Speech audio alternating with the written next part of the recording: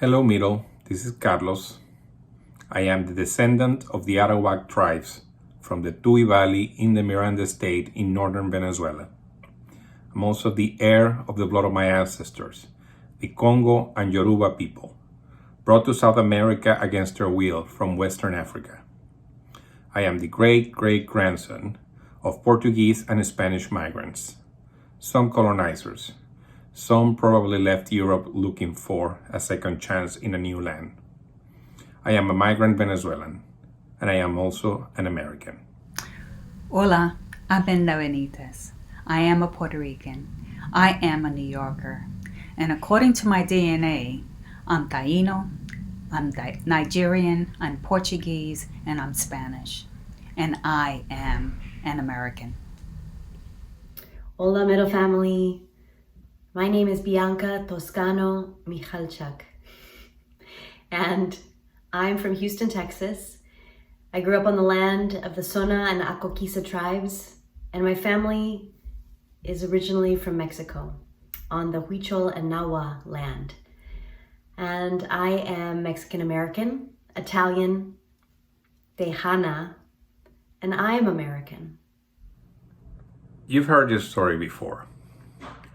A poor woman left her child near a large river that is the border of a powerful country. This woman knows the danger that she's putting her baby through, but she has no choice. There's danger all around her. The very existence of this baby in this country is illegal. She has nothing to do other than believe. Faith is her only possession. This woman was named Jochebed, and her son was named Moses. Her God and his God is the God of the migrants, El Dios Migrante. Migrants that have to leave one place out of fear, looking for a better life, sometimes escaping hunger or just following a promise, like Abraham that left Chaldea, Ur of Chaldea, to move to Canaan because God told him so, and he had nothing but that promise and his faith to move there. A God of migrants, like the God of the many black families that left the South of Jim Crow because they knew there was a better life, a little better life in the North and the West of their own country. They left because they had to claim their rightful inheritance, an inheritance that was promised to them. But this is also the God that was with them when they were on the train and they had to see a police officer who wasn't there to protect them, the same way an immigrant sees an immigration officer, praying to God that we become invisible to the wrath and to the injustice that we might experience. This God of migration is also the Dios of Carlos, this gay mutt that left Venezuela and would later become a dictatorship. This God of migrants helped Carlos bring his family here, along many other Latin American migrants and migrants from all over the world. This was our promised land. And we have become Americans, unlike other Americans, built like people from all over the world. This is a Dios that crosses mountains, rivers, deserts. This God is unstoppable. It's not the imperial gilded one that came with the Spanish Empire, but the Dios of the humble, the Dios of La Frontera, the God of Jochebed and Abraham. This Dios at the border that will wait for us in the other side and will give us shelter and food and something to drink. This is the God of Mary and Joseph and baby Jesus. Poor, illiterate migrant people, the wrong kind of people for the Roman Empire back then. Thank you, Carlos. Miriam, Joseph, and Joshua. A Middle Eastern refugee family, homeless, escaping persecution. I wonder, would they be allowed entrance at the border? In the past administration, as a deterrent, their baby would have been ripped from their arms and put in cages. Throughout histories, there have been countless of stories of migrants, but this particular baby, Joshua Jesus, shaped a new theology on the margins based on unconditional love. In 2019, I visited the border in New Mexico with Reverend Jackie Lewis, along with incredible leaders from Middle. Confronted with this massive steel barrier that felt cold and intrusive did not stop me from its intent of dehumanization. I connected with the people in Juarez. I connected because they look like me. And the sense of humility instilled by my family deepened. Growing up, my father told me that his first encounter in the state was right off the border. Papi was ordered to use the bathroom in the back with the word colored on it. It was smelly and unkempt, not like the shiny one that he had to pass in front of the station. He remembered, "Welcome to America." His new home labeled him a minority, less than. Papi knew that no matter how hard he worked, he would always be at the margins. He kept his head down and just hoped and prayed that it would be different for his children. This is the migrant story I know. Constant disinformation with harmful stereotypes allows the powerful to maintain their power. Adan Toledo never had a chance.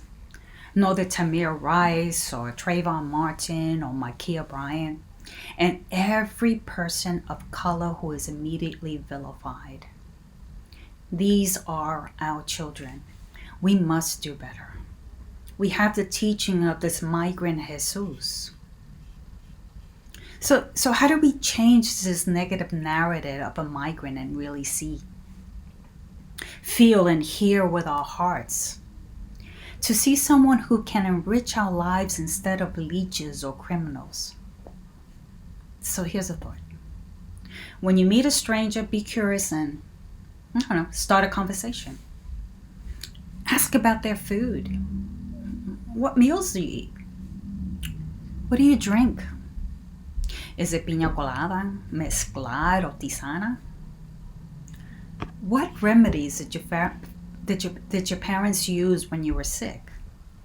For my family, we slathered Vaporu from headaches to bellyache. That's Vicks Vapor Rub. And let us appreciate traditional clothings and customs that proudly reveals a vibrant lineage. Our collective stories elevate and inspire us, so we are no longer strangers. Their stories become my stories and your stories to share. And when this COVID is over, we can visit, for we are all members of Dios' migrant family. No matter who you are, you have a migrant story. Here is mine. In 2019, like Edna, I heard the call to stand up against family separation on the border in El Paso, Texas. On behalf of Middle Church, we marched, and I thought of all the mothers that were separated from their babies inside of the walls of the detention center. My son was back in New York City, and I thought of my grandmother, who was also a migrant child. And I felt that the land was calling me to know her story. So my family, the Estradas, were merchants. They sold ice in the desert of La Barca, Jalisco, Mexico. And after the Mexican Revolution, anarchy overrun the streets, so they fled. My great-grandparents Guadalupe and Porfiria fled with their 4 children to the U.S. border. They arrived in El Paso, Texas in 1924. Their fee for citizenship for little baby Margarita, my grandmother, was 5 cents, a nickel. They were welcomed here. Within systems of oppression, we assimilate to survive. So 100 years later, this past January, I sat shocked watching the insurrection on the Capitol in the news. My 4-year-old son, Benicio, he says to me, I don't want to watch this anymore.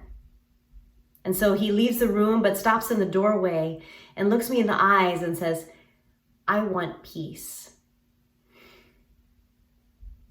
How does a mother even begin to facilitate such a wish? Later, I asked him if he understood what was happening, and he said, yeah, the bad guys busted in the windows at George Washington's house. Men with guns patrolling the streets. Crisis at the border. Knees on necks. 13-year-olds with their hands up, shot in her sleep. Fear, violence, agony for a mother. This year, I had a high school student who would show up on our Zoom classes, and he would ask me over and over in the chat, when are things going back to normal, Miss B? And my answer for him is never. I never want to go back to an old order of normalcy that governs on behalf of white supremacy. An old order that upholds with force a caste system where we each play our roles, forgetting our ancestral languages in an effort to assimilate and to survive. Forgetting our migrant stories and trading in a humble heart for a daily climb higher on a ladder of hierarchy of race. The call today, on behalf of all the sons and daughters of our great migrant Dios, is a call to the decolonization of our minds in a deep reconciliation with our hearts.